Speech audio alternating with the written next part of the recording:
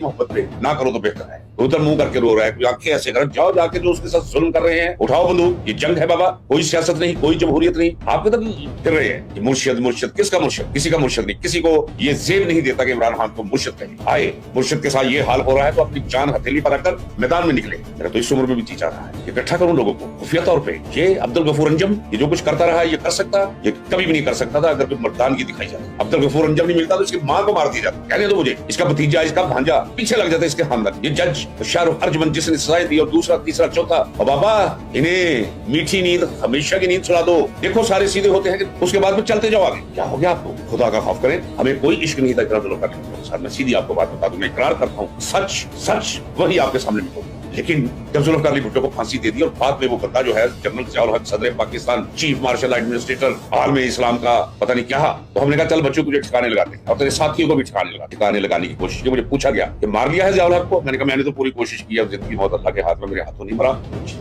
है नौजवानों, है मोहब्बत करने वालों, है मुर्शिद कहने वालों, है रोने धोने वालों, उठो खुदा के बंदो, बंदूक उठाओ। कोई नारा लगाने की जरूरत नहीं, कमांडो एक्शन करो इनके खिलाफ। इनके घरों पर गैर महफूज करके रख दो हर उस शख्स का घर जो बुग़्ज़े इमरान में मुब्तला है और इमरान खान की इस इब्तला का वो किसी हवाले से भी बाइस है। वो सहाफी हो, वो कोई जनरल हो, वो कोई जज हो, वो कोई पुलिस ऑफिसर हो, वो कोई सियासतदान हो, ये है एक ही रास्ता, छक्के छूट जाते। ये क्या हो रहा? रोना शुरू कर दिया जी, आंखें मलनी शुरू कर दी, नाक से पानी बहने लगा, औरतों की तरह, बेसवाओं की तरह कस्बे बहाना मैदान में निकले। तो यहाँ प्रदेश में बैठा सोच रहा हूँ ये जो मैं कर रहा हूँ ये भी कब देखिए उम्र के इस किस्से इस वक्त पता क्या है? मैं देख रहा हूँ इस वक्त रात के 3:35 हो गए। दरमियान में कुछ सोया था, पानी पीने के लिए उठा हूँ और देखा क्या है, लैपटॉप खोला तो देखा प्रेस कॉन्फ्रेंस अभी कर रही थी 4 घंटे पहले की। ये 4 घंटे में सोच चुका फौरी तौर पे मैं कैमरे के सामने आकर बैठता हूँ। मैं जो यहाँ प्रदेश में बैठा वही जी चाह रहा है जो मैं पहले कर चुका हूँ। अब मैं लोगों को इकट्ठा कर सकता हूँ, उन्हें तरबियत दे सकता हूँ, उनकी रहनुमाई कर सकता हूँ, उन्हें इस सारी सूरत हाल से निपटने का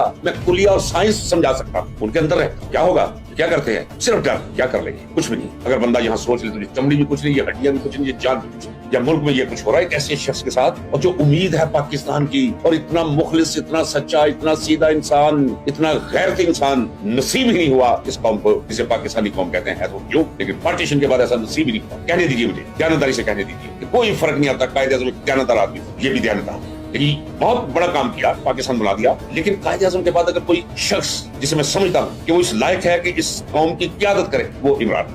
अब उसकी बहनों ने क्या किया? उन्होंने कहा हम मैदान में, कुछ तो शर्म कर जाओ, कुछ तो हया कर जाओ, और या फिर जाओ जाके वो नवाज शरीफ के साथ मिल जाओ। बाबा वो बेहतर है, पता तो हो कि खुल खला कर बेहयाई और बेगैरती की दायरे